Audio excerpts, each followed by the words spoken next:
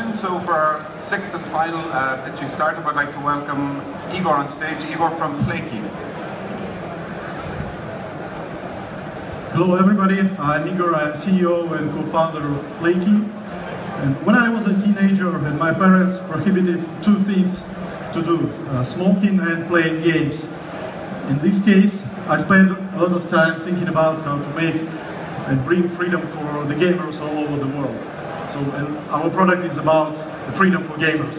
So, when we speak about gaming market, we face several challenges. The first one, that playing on a big screen is expensive.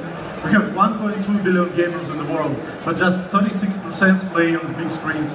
Because playing on a big screen, you need to buy an Xbox or PlayStation, and it's a bit expensive, with the price from $500 to $600. The second one, that downloading game is a challenge. So I've calculated the time you need to download Star Wars Unleashed. It's not the biggest game in the world, but weight is about 28 gigabytes. So you need to spend a significant time of your life waiting for downloading and installing this game. The second one, that multiple platforms for games, it's a horror for the publisher. If you want to make your game for different platforms, you have to invest in each copy of the game. One copy for Windows, one for Mac, one for Linux, one for PS or Xbox. So not all games are available on Mac. And Playkey is a solution for all these challenges. So we develop a cloud gaming service that works in the following way. We launch the game on a dedicated server and we stream the video of this game through the broadband network to the end user device, to the smart TV, to PC, to Mac, to gaming console, and whatever.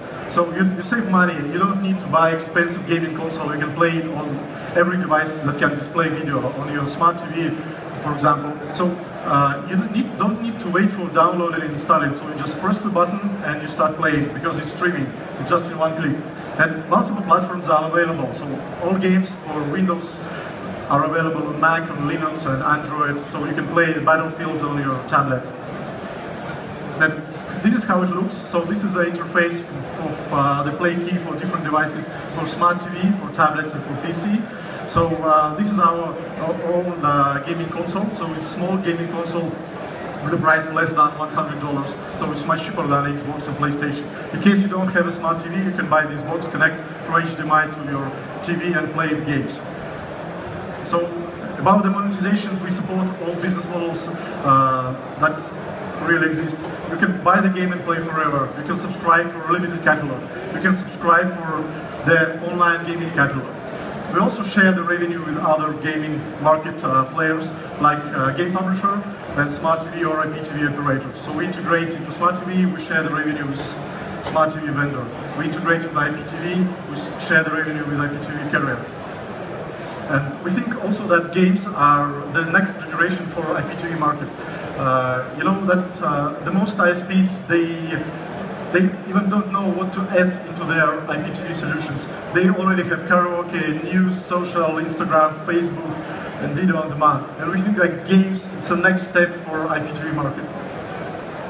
This is the companies who already believes in Playkey, so we sign contracts with the huge gaming players like Wargaming, so it's a big publisher of MMO game with 17 million customers in the world, of Warner Brothers, NVIDIA. So NVIDIA is our main partner in hardware. This is the plan of our geographical expansion roadmap. So in 2015 we plan to expand to Europe. Right now we are located in Russia and CIS countries. The next stage is Asia Pacific and Latin America. So this is the countries with big gaming market and high penetration of broadband and IPTV networks. So we are looking for about $50 million of investments. It's for marketing and for hardware and for staff in other countries. So we have a team of 20 high educated and experienced guys. So we had experience in telecommunications, in digital distributions. So they worked in different countries from Canada, Asia, Korea, and to Russia. So you can join our booth. We have a booth here. There is a display and there is an IPTV set-top box. You can try how it works. You can play. Many thanks, Igor. So over to the judges for the final questions. This is the last time you get to ask questions, so make them nasty. Yeah. Are there particular kinds of games that are suitable for the latency?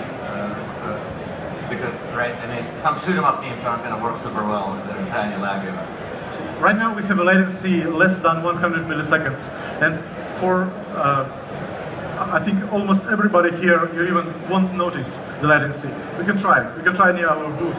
So the 100 milliseconds, it's a maximum latency including the broadband network, so it's not much. As far as I remember, the gaming industry is driven by the fight between the different console suppliers and then, basically generating blockbuster hits, blockbuster games. And your platform is basically neutral, right? So why would the platform manufacturers that are also oftentimes the game developers support your platform, because you're basically a competitor to them? Yeah, you're right, but the manufacturers of Xbox, the Microsoft or Sony, they have just say only 1% of exclusive games in their platform, but other games are made by Electronic Arts, Warner Brothers, Wargaming, so Tencent, a lot of companies. So right now we don't have exclusive games, but we have exclusive games in our platform. So in cloud gaming solutions, we have, for example, exclusive contract with Wargaming. Out of the top 10 games worldwide or in the countries that you are present, how many of those top 10 games are currently present on your side that can be played on your side? So right now we have, let's say, 25% of all the catalog, but we are moving forward, so we sign new contracts.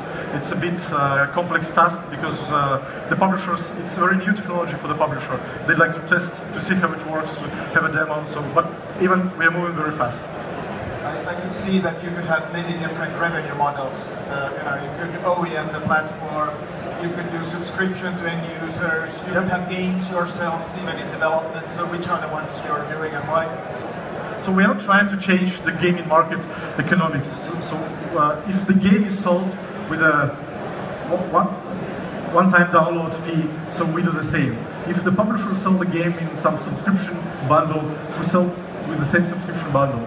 So we just adopt to the currently existed business models in the gaming market. So we don't invent a new one, because we think it will be very hard for publishers to understand how it works, how to compare it with existing ones.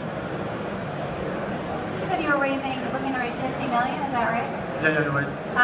What type of investors ideally would you like to raise that from, and what have you raised so far? What in terms of previous rounds?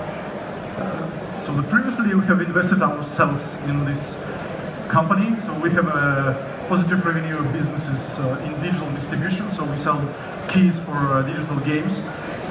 And right now we're also looking for some strategic investors just to push our technology into IPTV networks, into smart TV solutions, or some publishers with whom we can work. We money for marketing, primarily for marketing, so we think we need about $20 per new user, per paying user. So we plan to invest in marketing, some part of money into hardware, buying the servers, and the other one for just staff, opening offices in other countries. Still on the revenue model, I didn't get a full answer, so I guess you don't do game, you don't develop games, right? Yeah. So do you do OEM, you provide it for, let's say, a cable operator, so they can get, if they have a game, whatever, an operator who has a game, they can distribute to their gamers this new experience, or do you always do it yourself to end users?